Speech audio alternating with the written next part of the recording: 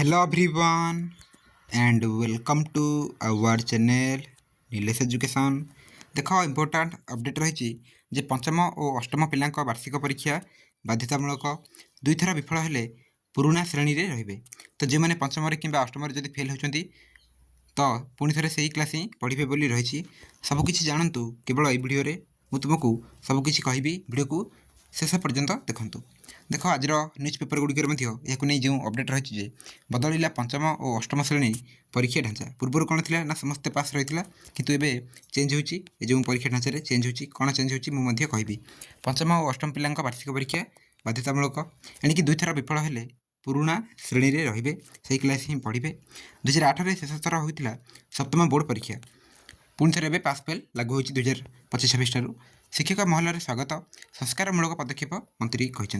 देख ये जदि आम पढ़ा और जाना बहुत किसी एणिकी प्रत्येक शिक्षा वर्ष शेष में पंचम और अष्टम श्रेणी छात्र छात्री मैंने उपर श्रेणी को उत्तीर्ण होगा पूर्व वार्षिक परीक्षा देवे दुई थर विफल हेले तल श्रेणी में रे पिला शिक्षागत योग्यता मापिवाई सरकार एक श्रृंखलित परीक्षा व्यवस्था प्रचलन करने को जाउछंती। वर्ष ठार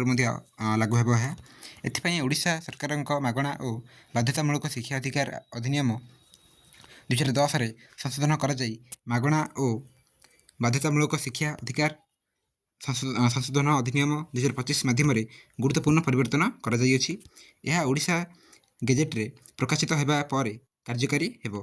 विद्यालय और गणशिक्षा विभाग पक्षर जारी सूचना अनुसार पंचम और अष्टम श्रेणीर समस्त छात्र छात्री को एवं वार्षिक परीक्षा देवाक पड़ो। या नोटिस रही ओके ऑफिशियल नोटिस रही मुझे देखाइबी जदि कौन पिला यह परीक्षा विफल हुए फेल हुए तेज फलाफल घोषणार 2 मास मध्य पुनः परीक्षा सुजोग प्रदान करेतु मार्च ही वार्षिक परीक्षा हुए तो मार्च पर हे तो एप्रिल मसरे रिजल्ट आसो पुणी यार 2 मास पर पुणी थे परीक्षा हे मे जून एमती हो तो पुणी परीक्षा हे पुणी तुम्हें परीक्षा देकी पुनः परीक्षा देकी पास कर जदि फेल हो जाओ ताले पुणी से क्लास ही रहिबो। पुनः परीक्षा पर आवश्यक पदोन्नति मानदंड पूरण कर विफल होता छात्र छात्री को समान श्रेणी में रखा तेज प्राथमिक शिक्षा समाप्त न होगा पर्यंत कौन पिला विद्यालय बहिष्कार कर सरकार स्पष्ट करिसेंती। तो जो मैंने प्राथमिक शिक्षा को कंप्लीट करेंगे ना शेष करेंगे ना तो से सर्टिफिकेट मिलना से स्कूल बहिष्कार कर यही संशोधन शिशु मागणा और बाध्यतामूलक शिक्षा अधिकार आईन 2009 धारा 38 सहित समन्वित यह परिवर्तन शिक्षागत मान वृद्धि करने कौन शिशु जपरी शिक्षा अधिकार वंचित न से नहीं राज्य सरकार प्रतिबद्धता को प्रतिफलित कर। ए संपर्क में विद्यालय और गणशिक्षा मंत्री नित्यानंद गंड कहते पिला माने केते भल शिक्षा ग्रहण कर जानापी यह एक भल सुजोग पिला दक्षता बढ़ तल स्तर पिला माने केते सक्षम होती जाना जरूरी। यह पदक्षेप शिक्षा व्यवस्था संस्कार आणव बोली मंत्री कहते यह शिक्षक महल में स्वागत कर शैक्षिक योग्यता मूल्यांकन पाई यह एक भल सुजोग कहुई जहाद्वारा छात्र छात्री प्रति अधिक गुरुत्व प्रदान कर पूर्वर केवल सप्तम श्रेणी में बोर्ड परीक्षा थिला 2008 मसीह शेष थर पर परीक्षा होता पर समस्त पास फेल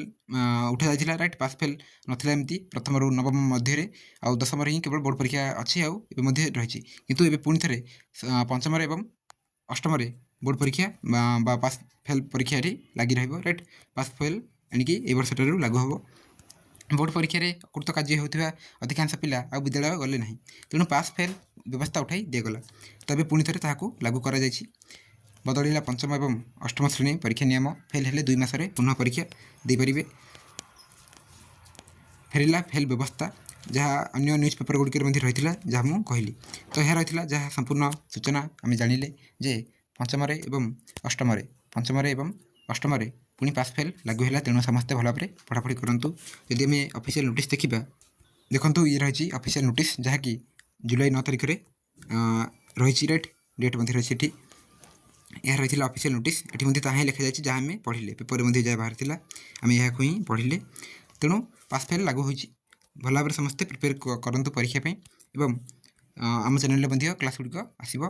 भिडियो करेंगे। Thank you.